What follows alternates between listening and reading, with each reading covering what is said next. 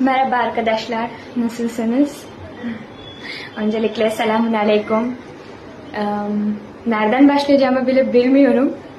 Ama elhamdülillah beni bu güzel fırsata buluşturan Allah'a sonsuza kadar teşekkür etmek istiyorum.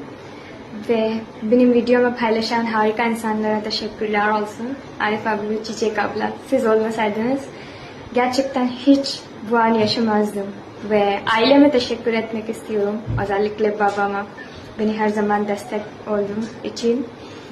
Ve tabii ki size, yani takipçilerime, beni beğenen, izleyen, paylaşan herkese içten teşekkür ediyorum.